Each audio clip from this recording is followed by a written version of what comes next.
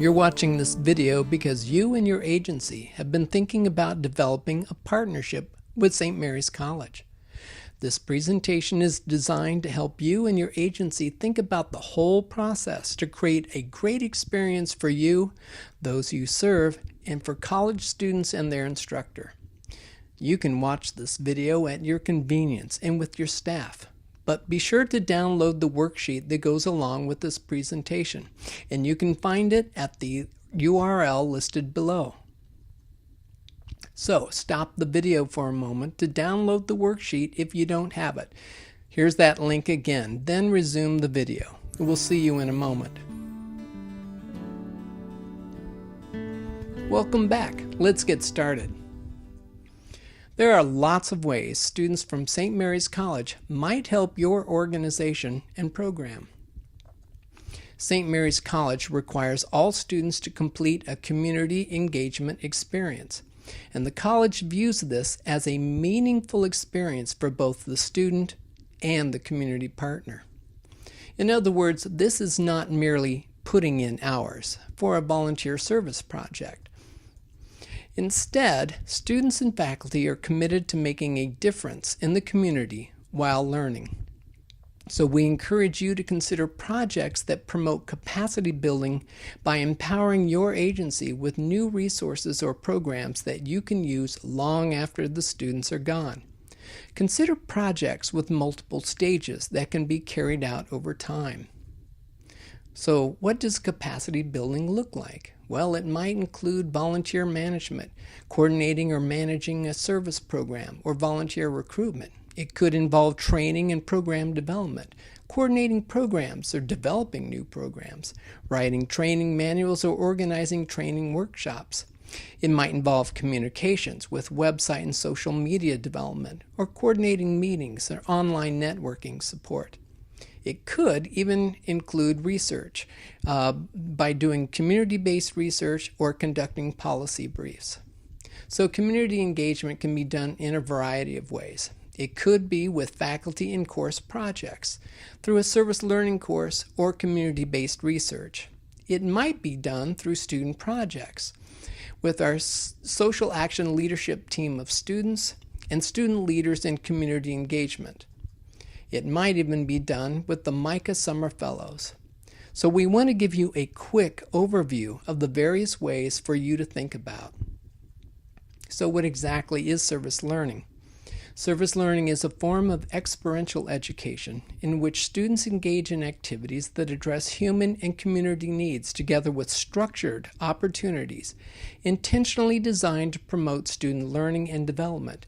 Reflection and reciprocity are key elements of service learning. And reciprocity is depicted by the hyphen in the word service learning.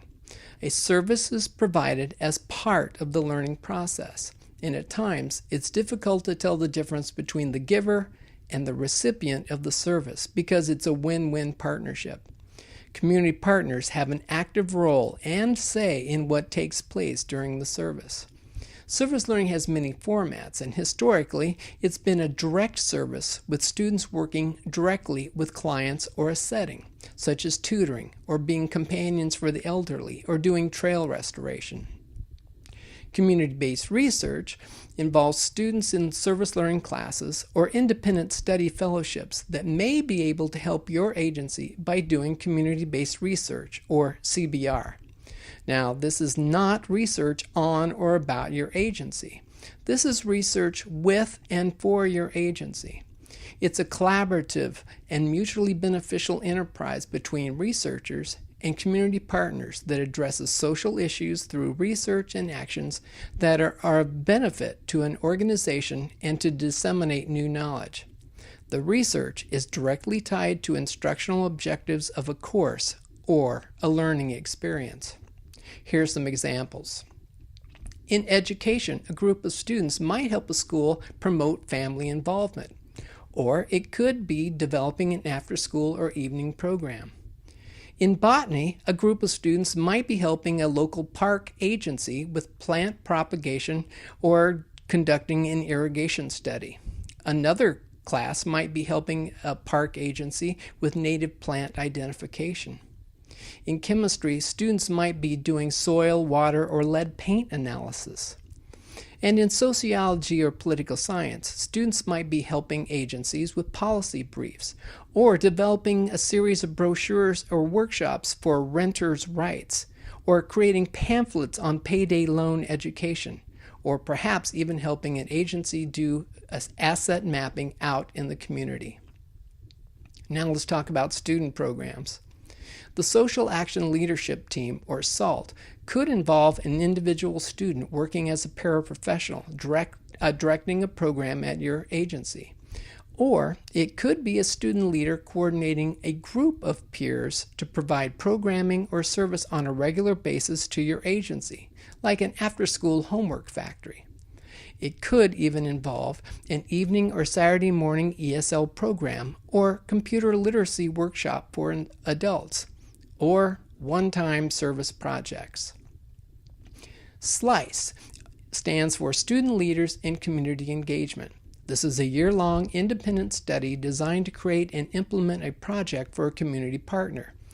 The student has a supervisory committee of an instructor, a CILSA staff member, and a representative from the community agency. A student in a S.L.I.C.E project could be conducting research or creating policy briefs. They might even be creating a product or a set of materials for you. But you need to keep in mind the students are also writing a scholarly paper, and they make a formal presentation on campus about their experience with you. The MICAH Summer Fellowship is an 8-week full-time summer fellowship.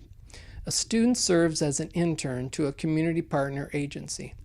A group of students live together for the summer in a shared apartment. Projects could include direct service to clients, creating a product or materials, conducting research, or creating policy briefs. Oh, and by the way, the name of the program comes from MICAH chapter 6, verse 8 in the Bible, just in case you're wondering, so feel free to take a look. Sounds pretty good, doesn't it? But before you jump on this bandwagon, thinking you're going to get a bunch of extra hands to help your organization, there's a lot of upfront work so you can see if you really want and need a community engagement project. Then there's ongoing work to coordinate it. So we use a first letter mnemonic. And this first letter mnemonic device is designed as a process to help you and your agency choose, develop, and implement a project. O stands for objectives. P stands for partnerships. E is engagement. R stands for reflection. And A is assessment. So we have the word opera, which is a really big production. Instructors use this first letter mnemonic device to help plan community engagements as well. So here's how we operationalize community engagement experiences. It starts with objectives, which is really objectives squared, as we'll talk about later, as we form partnerships between community agencies and programs or courses on campus. Then the students are meaningfully engaged in an activity that meets the objectives of the community partner and the objectives of the course or the program they're involved with at St. Mary's College. And throughout the engagement, they reflect on their activities before, during, and after everything they've been doing. And finally, we assess to what extent the objectives were actually met for both the community partner and the learning objectives for students. As I said, objectives is really objectives squared, because first there's the community partner objectives, which is what you want to accomplish to meet your goals. And then there are the instructional objectives of what instructors and program directors want students to learn and do. You'll want to take inventory of your organizational needs to see if you need program services such as training or recruitment. Perhaps it's marketing and developing print materials or a website or video. Maybe you need research and evaluation with data analysis, surveys, or interviews and reports. Possibly you need direct service, working with clients, or completing a specific project like building a garden. So it's time for a worksheet, and we invite you to stop the video for a moment and use this worksheet. Brainstorm some possible areas where you could use some help and list them on the worksheet. Prioritize those areas and choose one or two. Then resume the video when you're ready. We'll see you again in just a bit. Welcome back. Now you're going to use these areas that you and your staff have identified as a starting point to conceptualize and develop a project in a class or a student project. Take each one of the areas you selected and break them down into projects that could be done in 12 to 14 weeks by a group of students. Here's an example. One agency identified marketing as a possibility, as well as the need for volunteer training manuals and videos in client satisfaction surveys. But they landed on marketing as their focus area. And they came up with 4 basic steps that's involved in the project. They need to evaluate the effectiveness of current marketing tools and then devise or revise their marketing plan. So they broke down the marketing plan into components, and they outlined the marketing project into a sequence of 1 semester steps.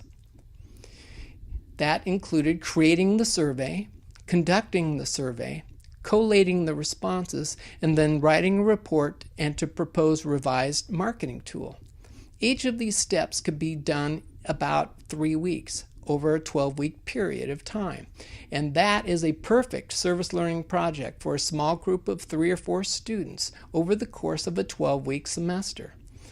Once they finished the project, they would write a report and propose a revised marketing tool which met their second area of need. And that just happens to be another project for another semester.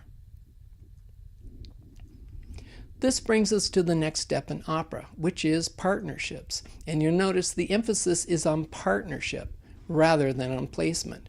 CILSA can help play matchmaker. A community partner is not merely a site. You are a co-educator. You may help conduct reflection, be a guest speaker in class, co-author an article, or co-present at a conference. You might even serve on a departmental or program advisory board and evaluate and assess students in the course. Once you get a partnership established, you'll create a Memo of Understanding. And this is an agreement that is maintained with your agency and the college and kept on file for 2 years. Now, this is not a contract. Instead, it's simply a written understanding of what this partnership is and isn't. A CILSA staff person will work with you on this step, but that's down the road. So, you now get to identify a potential partner from St. Mary's College. Will it be with an instructor and a group of students in a credit-bearing service learning course? Or could it be a one-time event like a Saturday of Service project? Could it be an ongoing year-long program led and coordinated by St. Mary's student leaders? What about an 8-week summer fellowship for 1 student? There are lots of questions and logistics to consider. This includes how many students will it take to do the project, and how many students can you realistically handle? What staff person will supervise and coordinate the student work? What resources will be needed to get the student project accomplished? And what level of skill and knowledge do the students need to have and use? What academic discipline at the college might be attracted to this project? Well, it depends, and you don't really need to decide right now. The main thing to remember is you have lots of options, probably more than you realized. And CILSA is here to help you make the best choice. So it's time to pause the video again and go to worksheet number 2. Take one of your ideas on your list and break it down into steps, and then ask, could this be done by a group of students in 12 to 14 weeks as a class? Or is it a one-time service day project? Could it be done over an entire academic year by a handful of student leaders or by 1 student in 8 weeks during the summer? Mark the possible project or program formats you might use that are listed on your worksheet. Then resume watching this video presentation. Welcome back. Once you do identify and finalize your partner program at St. Mary's College, you will want to begin what we call a courtship process. You will want to know if this relationship is going to work out and if you're going to get engaged, or will you simply part as good friends. So you need to plan what to discuss with instructors or program directors. If it's a course, ask to see a copy of the syllabus. Is there a match between the instructional objectives and your goals and needs? Invite them out to your site for the discussion. They get a lay of the land and you get to check them out. Discuss how many hours students will work and when. Determine beginning and ending dates as well. Decide how and when you will communicate with each other. Ask about student skill levels. Discuss transportation and safety, and if background checks are necessary. Explore your role, if any, in assessing the students, making class presentations, or conducting reflection with the students. You and your staff will want to do the same kind of mapping out for all the potential projects you've identified. And then you'll be good to go with multiple ideas when you explore projects with a CILSA staff person, an instructor, or a program leader. The next step is engagement. And this is deciding and clearly articulating what will the student or group of students actually be engaged in doing. Remember, this needs to be mutually beneficial. It needs to meet the needs and goals of the students and/or the instructor, as well as your goals. Engagement involves knowing who is doing what, when, and where. This is the meaningful action designed to meet St. Mary program or course objectives, as well as the needs of the agency. So an action plan is developed. Students are allocated a specified amount of time, either directly on site or indirectly off-site, to complete the community engagement projects. You'll need to write it up because it helps you get your head around it and everyone is literally on the same page. It provides direction for the project and it maximizes getting the deliverables you want and need. It also enhances and promotes a long-term partnership, and you'd have to do this for each project on your list. So it's time to pause the video again and go to worksheet number 3, where you get to dive a little deeper into the logistics. So refer to your worksheet and determine who will supervise or coach the students and what training might they need. What resources will be necessary, and where will the students work, and what materials will they need? And do you have the finances to do this?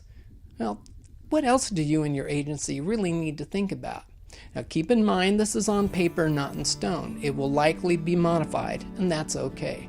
So pause the video for a while to do this workshop, and then resume it when you're ready to go.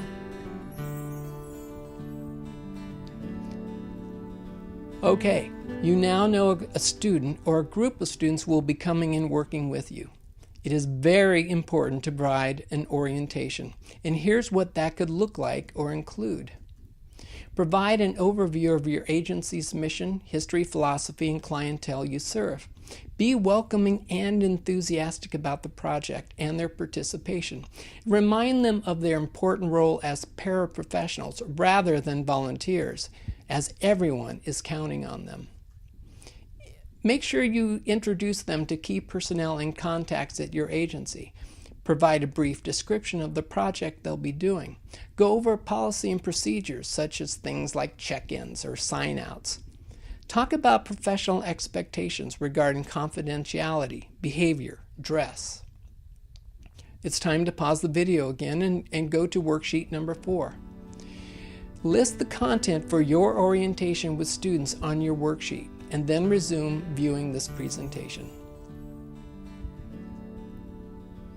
Okay, once the partnership is going, you're going to need to maintain ongoing interactions. Check in with the instructor or the CILSA program coordinator on a regular basis. Check in with students and use the action plan. Be sure to follow through. Just as you are expecting your partners at St. Mary's to follow through on what they commit to do, they are counting on you to follow through as well on your end. Not responding to communication efforts or delayed actions could have serious consequences for students' grades, possibly even impacting their graduation. So don't commit to a partnership you can't realistically do. And it's time to move on to the next step in OPERA, which just happens to be reflection. Now, this is not a technical report of data or observations. Instead, technical reports are intended for another person in our audience, whereas reflection is primarily a personal exercise intended for the individual having the experience, but can be for another person or audience later on.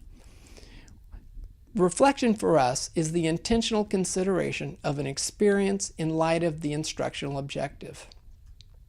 Students will be engaged in written or oral reflection about their experience, whether they are in a class or doing a student-directed project. A student leader coordinating a student-led program may ask you to lead a reflection discussion on site. An instructor may invite you to come to class to participate in a reflection discussion or possibly lead a conversation on site. Remember, we view you as a co-educator, even in the daily conversations you have. But for now, you don't need to think about reflection in this planning phase of partnerships. Just be aware that both students and faculty will be conducting reflection, and you may be asked to participate and contribute because of your unique perspective and experience. And finally, it's time for the last step, which is assessment. Did you meet your goal? Did you get a product or a deliverable that you can actually use? Did the instructor or program coordinator from St. Mary's College meet their goal? Obviously, these are questions you would ask at the end of your project, but it's important to know here and now as you enter a partnership that assessment is part of the plan. A bottom line question is, would you be willing to work with St. Mary's College again in the future? And if so, that would suggest the experience was positive overall. You will also want to assess the overall process. Did you have an adequate number of students? Was there adequate time to complete the project? And what, if anything, would you do differently and why? So we're back where we started. We started with objectives for the community partner and the college students. And that formed a partnership where we would be engaged in some meaningful activity to meet those objectives, and students would reflect on their activities before and during and after everything they were doing, and finally we assess whether or not we met those objectives. Let's see if you can recall the steps we just introduced.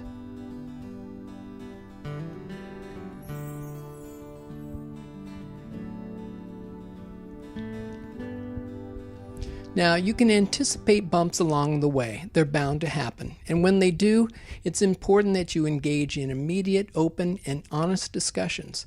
Don't wait or ignore problems just to be polite if you have issues or concerns.